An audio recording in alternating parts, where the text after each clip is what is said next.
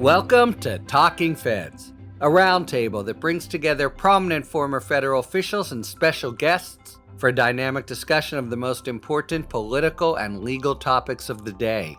I'm Harry Littman. After 2 weeks in which Donald Trump strafed the constitutional landscape with barely a hint of resistance, this week brought the first real pushback.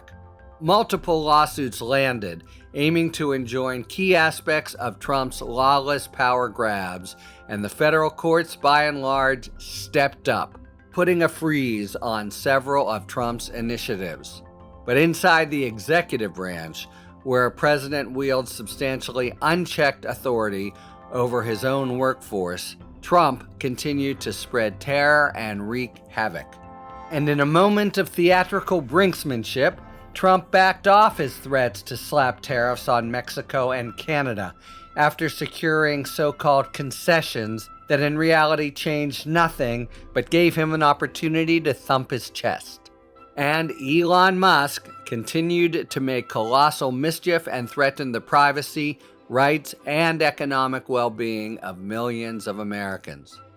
To track the first real signs of pushback against the tyranny of Trump 2.0, and to assess the consequences of some of his promised big economic moves, we welcome an ideal panel, all drawn from the ranks of the contrarian.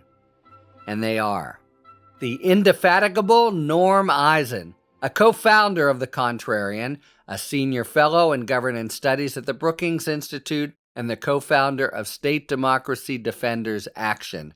He served as special counsel to the House Judiciary Committee from 2019 to 2020, including for the first impeachment of President Trump.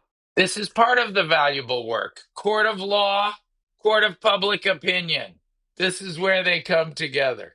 Indomitable Jen Rubin, the editor-in-chief and co-founder of The Contrarian and an MSNBC contributor, before launching The Contrarian with Norm and a cast of dozens, and growing. She spent over 14 years as a veteran opinion columnist at the Washington Post. She's the author of the book Resistance: How Women Saved Democracy from Donald Trump. Jen, always a pleasure to welcome you. It's great to be here, Harry. And the inimitable Paul Krugman, a professor at City University of New York Graduate Center, a former New York Times opinion columnist, where he wrote his column about economics for almost 25 years in 2008. He won the Nobel Memorial Prize in Economic Sciences for his contributions to the new trade theory and new economic geography. He's got you combined beat, and really the competition's closed for life. He's authored or edited 27 books and more than 200 papers in professional journals. Paul, such an honor and pleasure to welcome you. Good to be on. All right, if everyone detects a kind of heavy breathing on Norm's part, it's not mere excitement over Talking Feds, but his having just run from court. Norm, you've really been the architect of the first important signs of pushback that started this week, and the appeal to individual courts, many of which, I'll say in passing, are from the same bench that was so spurned by Trump for his pardons after they had tried the individual cases of the January 6 offenders. Just kind of give us a short summary of how it's going and how, in particular, how hopeful you are about their vitality and role pushing back in favor of the norm of law. Thanks, Harry. So delighted to be here with you and my fellow contrarians. And of course, to welcome Talking Feds Pod under the Contrarian umbrella. That was the first major partnership. And then having Paul Krugman write for us about his contrarian exit from the Times and his reasons for it was such an honor. Since you ask about how it's going, it reminds me of that social media meme, how it started, how it's going. And I would say how it started is with Donald Trump's flood the zone attack on American democracy. And all four of us have in common that we were voices, sometimes lonely voices, over the past years threatening warning of the threat that Donald Trump represented. I know that nothing that has happened is a surprise to me in this flood the zone move, because I wrote the American Autocracy Threat Tracker, over 300 pages detailing Donald Trump's plan against America over the past year, refreshing it every week with as new revelations came out. He said very clearly that he was going to be a dictator on day one. The essence of dictatorship is you make the law, you don't follow the law. He's gone back to King George, where a person was king, not the Constitution. And we know when people say they're going to be a dictator for a day, they very seldom relinquish those powers on day two. That's the bad news. A flood of attacks on the Constitution and laws, statutes, regulation, not to mention decency and humans. These bizarre illegal moves are crushing moms and dads and working families and kids. And which often seems part of the point. There's a vindictive pettiness to much of it, yeah. But it's his own voters who are being most decimated. We'll talk about that.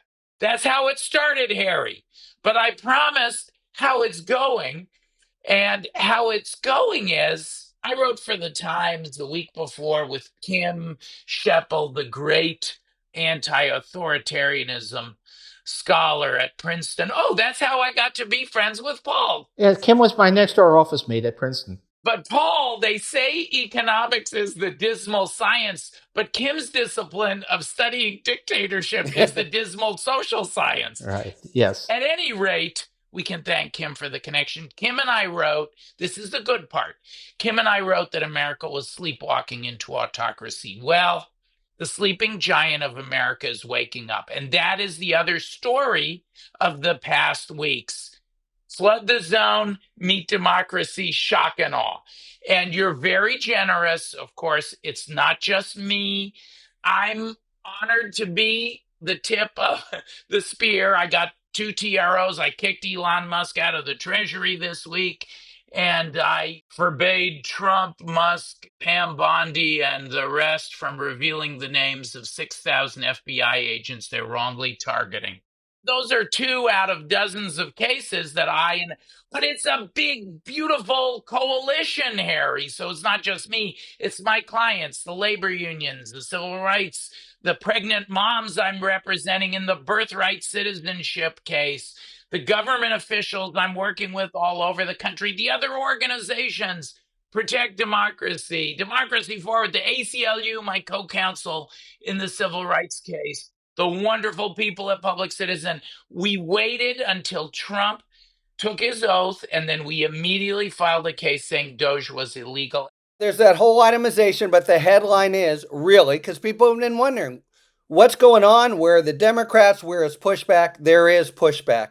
Jen, I really want to profit from Paul's presence to talk a lot about tariffs and taxes, but let me just serve up to you your sense of your own exhausting efforts in the launch of the Contrarian and what kind of response you're getting, and do you think it's actually plugging into some kind of successful incipient pushback? Well, thanks for having me, Harry. It's always good to see you. We were both classmates together, class of 86. I see 2 things going on.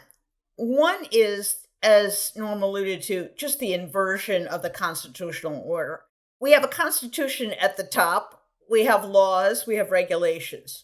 You cannot eviscerate those by executive order. There is a process for doing that. You go back to Congress, you change the law, you change appropriations, and he has taken it upon himself, or rather enlisted a creepy billionaire who has not fulfilled the normal clearance process, who has not made a public disclosure of his conflicts, to undertake this work with a bunch of 20-year-olds who are plugging in and out of the federal system. By the way, it's very interesting that we are so concerned about TikTok when the Chinese government is gathering all kinds of information, but apparently the Congress is more than willing to turn over all the public information and the private information they can get from the government computers to Elon Musk, who of course has his own financial interests. So on one hand, you have this fundamental shift in the constitutional order. Congress is minimized. The president, by decree, is trying to essentially impound funds, trying to disable in agencies that are creatures of law, trying to disable programs. On his quest for DEI, he overlooks statutory law that requires the NIH, for example, to undertake studies that fully represent women and people of color. So that is an atrocity in and of itself. But going back to what Norm said, there is also a cruel impact, a meanness, a devastating sense of uncertainty, chaos that is impacted on the people who are the most vulnerable. And is part of the point, it seems to me. It is. Unavoidably, some of that cruelty of it, yeah. And to its credit, the New York Times had a story on the people who are caught in the trials that are actually run through USAID. And because the money was summarily cut off, there are people with medical devices in them and drugs in their system that are no longer being monitored. It's an atrocity. It's a human rights violation, quite frankly. You have kids who will not be inoculated overseas. You have, in this country, federally funded child centers that were interrupted. You have a whole slew of medical trials, research that is essential to our health and survival that have been interrupted and cut off.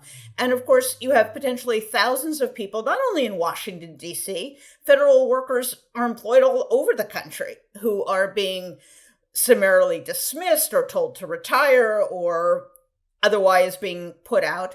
And of course, you have the persecution of our law enforcement and the FBI. So he is indeed the most criminally minded president we've ever had. So I see all of this real horror show going on. And on the other hand, through the contrarian, I think we have tapped into a palpable desire for community, for action, for response. There's a level of frustration aimed at the Democrats. I think some of it justified, some of it perhaps not justified, but that people truly are horrified. People do understand that real people are being impacted.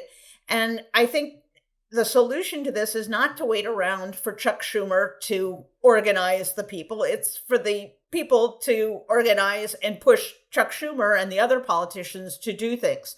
And we saw a little bit of that happening. Just as Norm was in the courts, indivisible labor unions were organizing protests. They happened not only in Washington, D.C., but all around the country, hundreds of them. They may not have been covered, but they were. They were covered.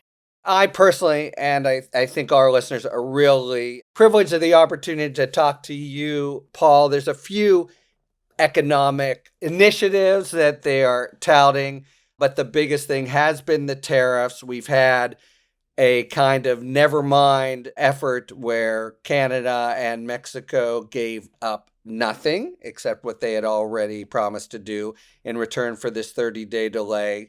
We seem to be launched in some kind of a real competition with China.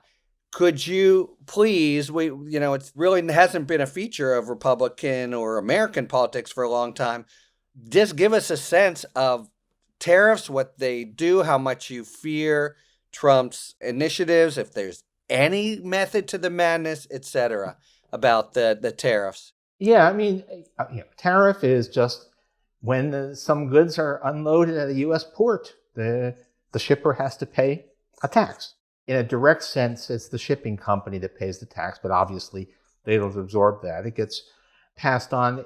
Conceivably, the foreign sellers might absorb some of it, but in practice, it's the sales tax on American consumers. And tariffs used to be, the U.S. used to have high tariffs to go way back. It used to be a major funding source for the federal government, although that was less because tariffs were a huge source of revenue than that the federal government used to be a much, much smaller entity than it is now. And where it's coming from is actually kind of odd because there doesn't seem to be a large constituency. This is one of those things that is a personal obsession of Donald Trump. You can find him calling for tariffs all the way back to the 1980s. He somehow convinced himself that that was the answer, that he knew better than anybody else. And none of it makes any sense at all. Nonetheless, the peculiar thing about the way that U.S. trade law works is that the president has enormous discretion to impose tariffs. We needed a system that had some flex to deal with stresses. Otherwise, in order to get Congress to agree to trade agreements that lowered tariffs, you had to give some ability to respond quickly to import surges or whatever. And the assumption was always that the president of the United States would have the national interest at heart and would therefore be less corrupt and more reasonable than Congress. And therefore, we gave the president a lot of discretionary ability to impose tariffs. No one ever imagined that we would have a guy with a voodoo trade policy president who believes that tariffs are the answer to everything. I suspect, and if I didn't think that somebody like Norm was doing more important stuff, I'm pretty sure that the threatened tariffs on Canada and Mexico that didn't happen this past week but might happen still were actually illegal. It's something called the International Economic Emergency Powers Act, which can be invoked during an economic emergency. But 4% unemployment and 2.5% inflation doesn't look like an economic emergency by my standard. And the given justification, which was that it was all about fentanyl, which doesn't make sense in any case, but certainly has nothing to do with economic policy. So I think this was actually, by any reasonable interpretation, an illegal set of tariffs. But the really interesting thing here is that here we had Trump. He did not need approval from Congress. He had the tools. He announced he was going to do something, and then he caved. Now, it's not entirely clear. We really don't know whether he backed off because the markets were starting to get shaky, or he backed off because it finally struck him that this would be absolutely devastating to the economies of all three countries, or whether he actually believes that he won something.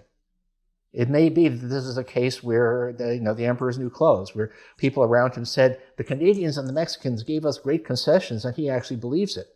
But whatever it is, I was all geared up to be writing a lot about the trade war and its consequences. And this is really nasty. I mean, tariffs on China.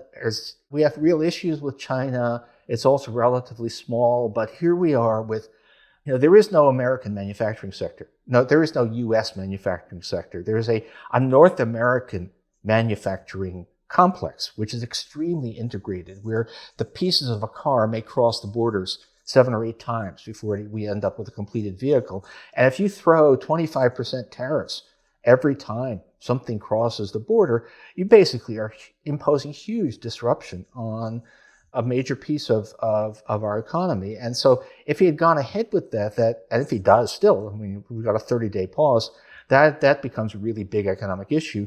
And we have no idea. The amazing thing is nobody knows anything. Nobody knows whether Trump blinked, whether he got fooled, what exactly happened. But hey, for the moment, my immediate economic worries are focused on other things. 2 quick comments. One on the law. It's a very interesting point that to me parallels with what he's doing in immigration. And I'm always focused, what will the courts do? So it's certainly right that it's bogus to claim the situation is as it is. It's likewise bogus to say there's an emergency in the immigration field that triggers a lot of additional powers. And we will see whether the courts, and the Supreme Court in particular, refuses to say the emperor has no clothes, because that's the allotted extra room that he gets. I can see the Supreme Court doing it. And then just second on this, I don't know whether he was fooled or not, but it struck me, this is the thing I always thought would happen, like the wall, and then declare victory. That is a very tried and true Trumpian strategy. He made it seem as if Canada and Mexico were giving something, which they weren't, and then he could trump it. I think really that structure of that kind of move goes back for Trump easily to 2017. Paul, I have a question. Is the mere instability that Trump causes by this on-again, off-against business, and by the prospect of a $5 trillion addition to our debt, does that in and of itself destabilize our economy or the world economy, change people's decision-making? Oh, yeah. I actually wrote about this on my own Substack. What did NAFTA do? We signed to create a free trade agreement. And the fact of the matter was that the tariffs were already very low. We had minimal tariffs on Mexico. Mexico had pretty low tariffs on us. Nonetheless, you saw a boom in trade after NAFTA was signed, because what NAFTA gave was, or at least businesses thought, that NAFTA meant that we had a guarantee that the tariffs would stay low. What it gave business was certainty, the ability to invest, to plan on the basis that we could have this integrated North American manufacturing complex. Now you have a situation where the President of the United States has said, well, the tariff is whatever I think it should be, and depending on what I had for breakfast, I might raise it 25 percentage points.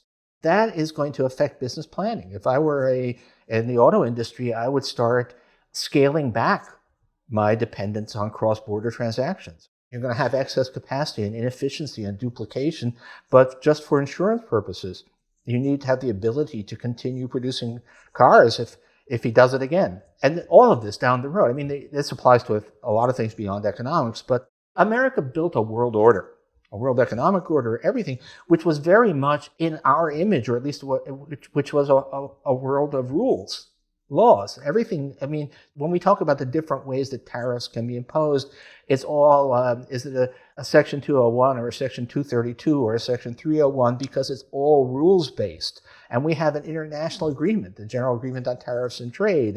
And the question is, does this meet the criteria under Article 23 of the GATT? And it used to be, I was in the Reagan administration, rather oddly, but just sub-political level. And there would be interagency meetings in which something would be proposed, and the guy from U.S. Trade Representative Office would say, that's GATT illegal. And that would end the discussion, because there were rules, and we had made agreements, and you did not just casually violate the agreements. All of that is gone. Long term, it's sand in the wheels of commerce, even if we don't get an immediate trade war.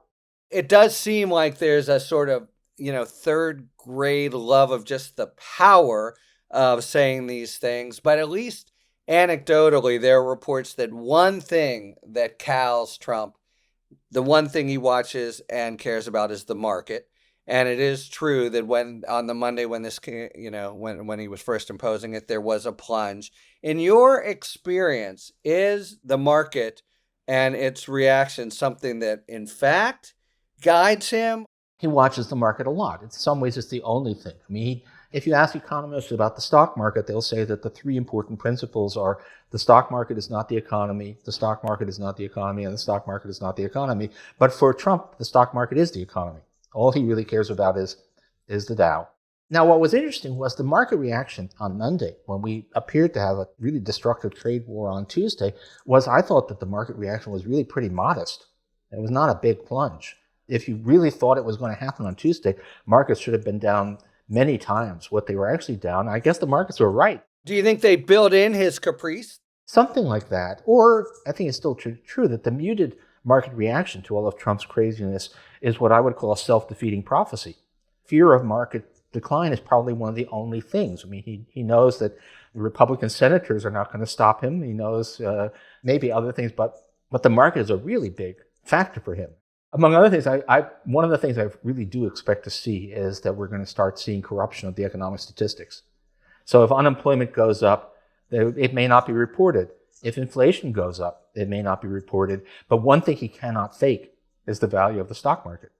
Paul, I wanted to ask a question about all of this, but through a slightly different lens. As you know, Kim was one of my outside readers. We just published the third edition of the Brookings Democracy Playbook, where we do field work. We travel all over the world. We survey the literature, but we talk to practitioners. Not everything is in the literature. We consulted with folks on the ground in Hungary and Turkey, where autocracy took hold, and Poland, Brazil, Czech Republic, those protesters in Israel, where they ousted autocratic moves or leaders in recent years. And we isolate, there's 1,001 things you can do, but there's 994 you should forget about, and basically 7 things you should do: protect elections, defend the rule of law, guard media space, et cetera, et cetera. One of them, 2 of them are uniquely within your capacity, maybe all of them, because you write across all 7 of these pillars. One is, and this happens in every autocratic regime, the corruption that you know. Every Trump has a Musk and a crypto group of billionaire bros and crypto bros and AI bros, the payback system. And the other thing is, and this is the hardest of all, and in my estimation, this is why Kamala Harris and Joe Biden just missed the handoff of the baton. You have to make a compelling case to the people that democracy is better for you. Trump made an argument that autocracy would be better. I'll be a dictator on day one. I'm going to close the border. Energy, drill, baby, drill, and on with his dictatorial problems.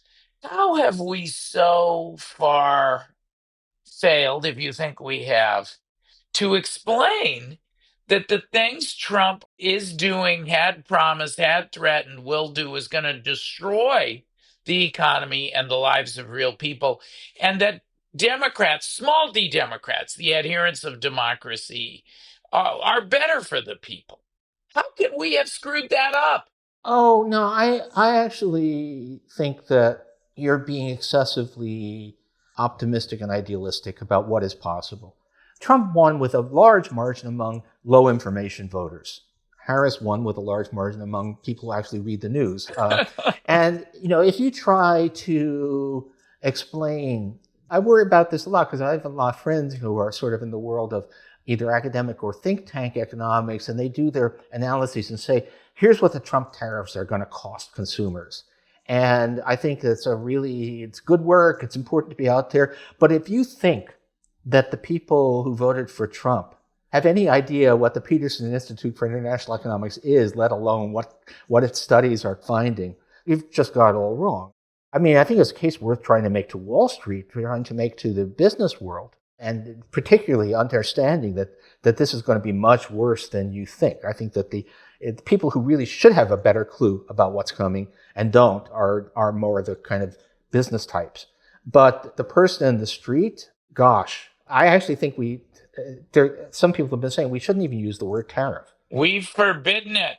At the Contrarian, we refer to it as the consumer tax. That's right. I would be surprised if 1 in 5 people even knows what a tariff is, let alone what it does. Paul, you've hit my methodological bias, which is one always towards optimism, idealism, believing it can be done. But that's turned out to be sometimes once a day, a broken clock is right.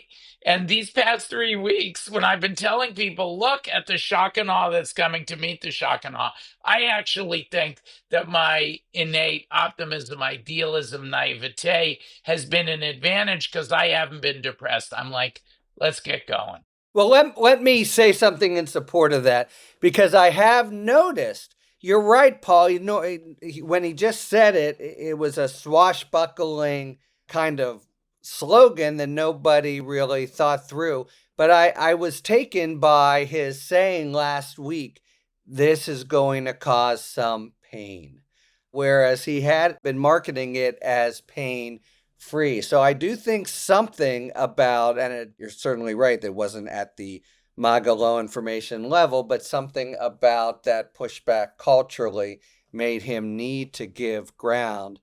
This may be obvious, or it might feel outside your bailiwick, but what the heck is it about tariffs that in fact is so fetching to him and he thinks is such a winning issue as, say, immigration might be? What is the political win that most of us have missed of the proffering of it and the resort to it at every turn?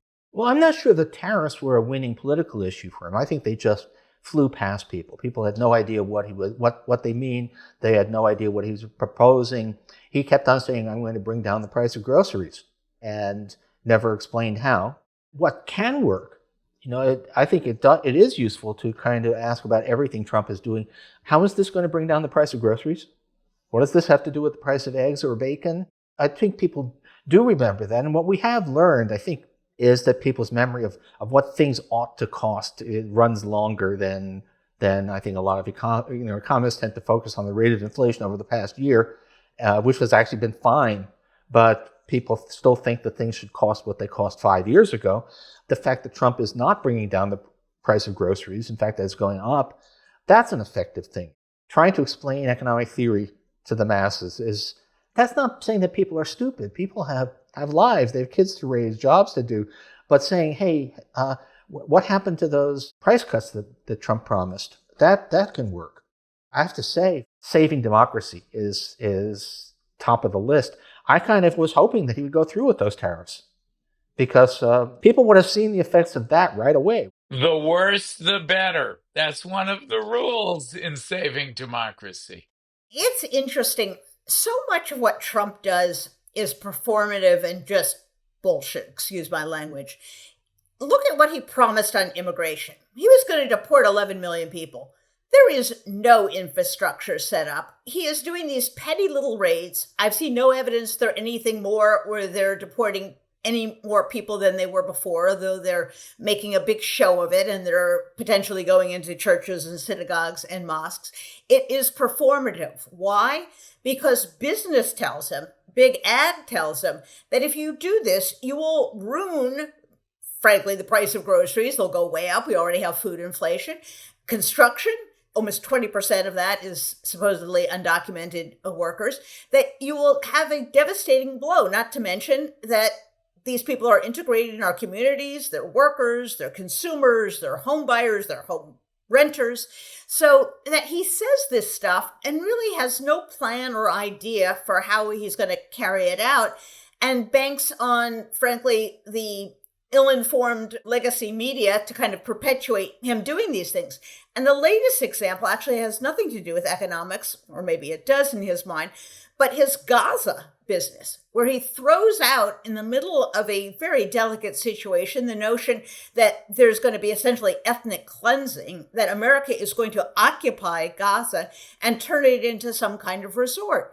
It's absurd. It's potentially very damaging because people may actually take him seriously, but he actually has no intention of doing anything. And the very next day, his spokesperson is kind of wheedling and needling and trying to move his way back. He says these things for effect, to be the big man in the room, to get attention, but in fact, he has no intention of doing them. The danger, just like on tariffs or on other things, is somebody may take him seriously. And by the way, we're in the middle of a hostage exchange. By the way, he will do grave damage by encouraging the right-wing government in Israel to overreact and to reoccupy and to take adverse steps on the West Bank.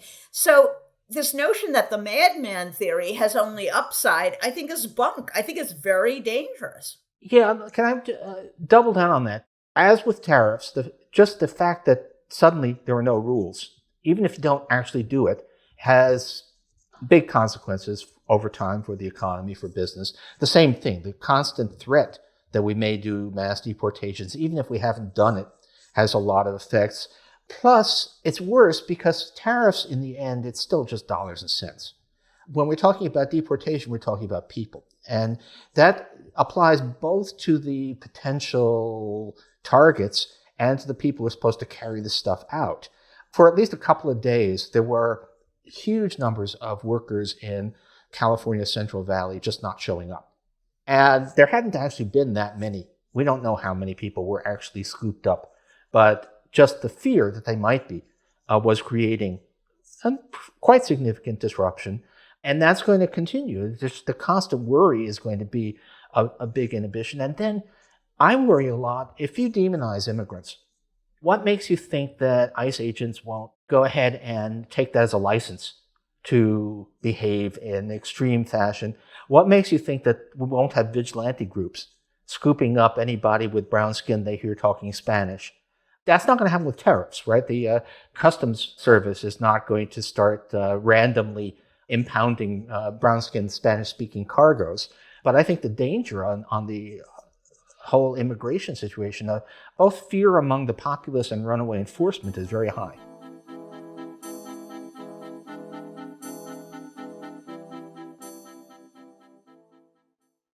All right, it is now time for a spirited debate brought to you by our sponsor, Total Wine and More.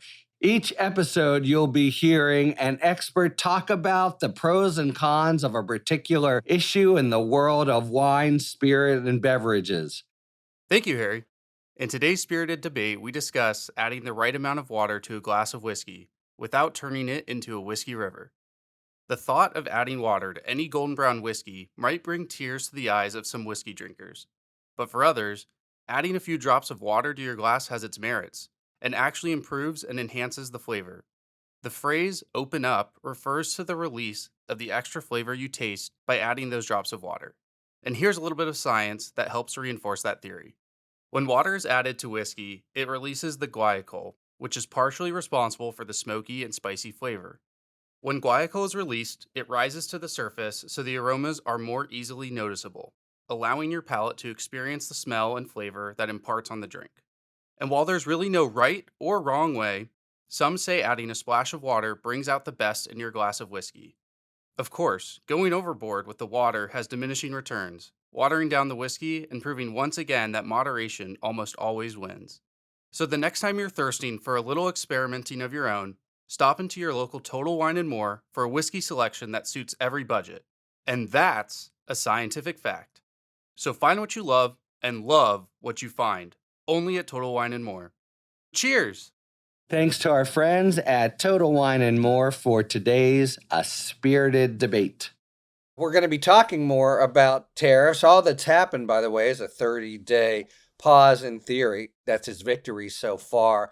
We'll see how it goes, and I very much hope you'll be able to join us when we do. I wanted to get at one other topic and get your thoughts about it, Paul, while we have time, and that is this bizarre aspect of his government, which is the general domination influence of the tech moguls, but in particular, this mini-me phenomenon of Elon Musk. You have a better sense of what it means to be the world's richest guy, the sorts of things he might be whispering in Donald Trump's ear. As you think about it in sort of economic terms, what frightens you or perhaps reassures you about this crazy feature of the co-presidency, as it were? Nothing reassures me. The idea, first of all, in general, the idea that businessmen make good economic analysts is all wrong. You don't want me to do Jamie Dimon's job, but you also don't want to trust Jamie Dimon on macroeconomics. That is not what he knows.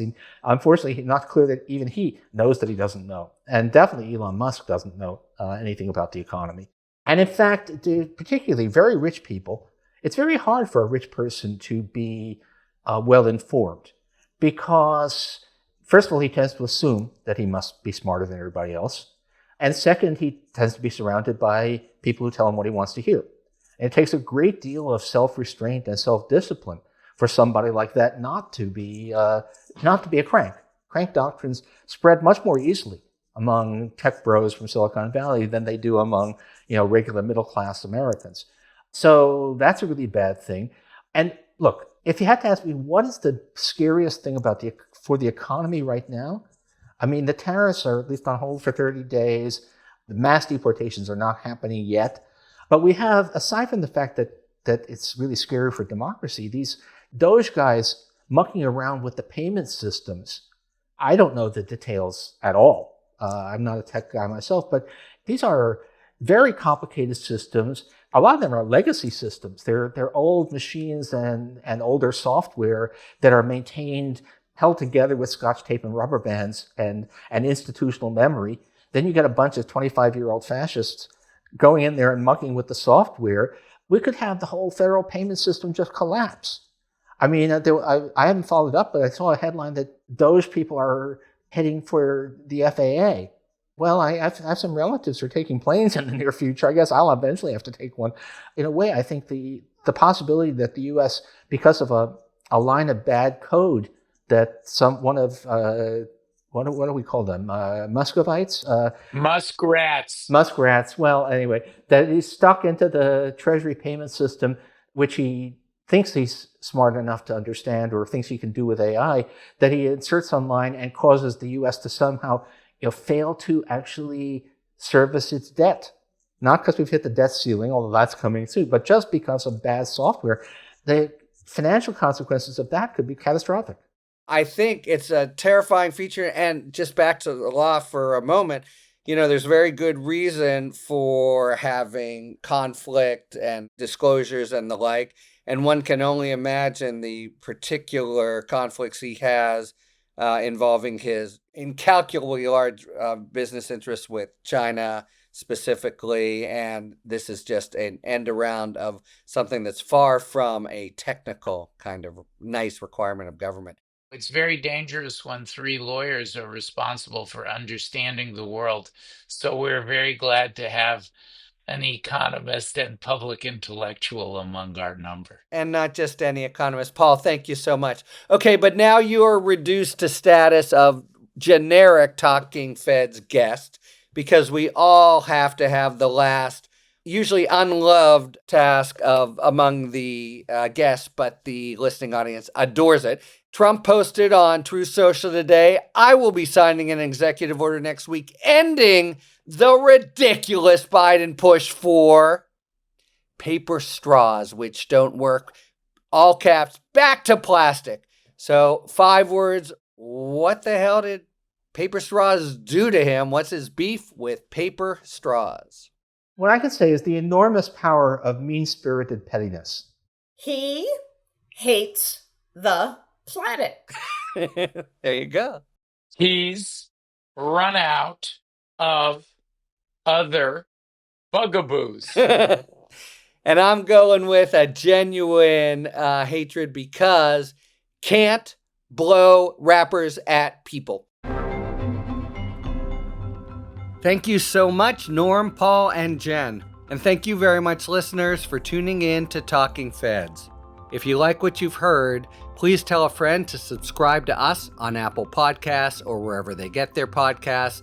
And please take a moment to rate and review this podcast. You can also subscribe to us on YouTube, where we are posting full episodes, talking books, and bonus video content. And check us out on Substack at Talking Fed Substack, where I am posting 2 or 3 bulletins a week to break down the various threats out there to constitutional norms and the rule of law.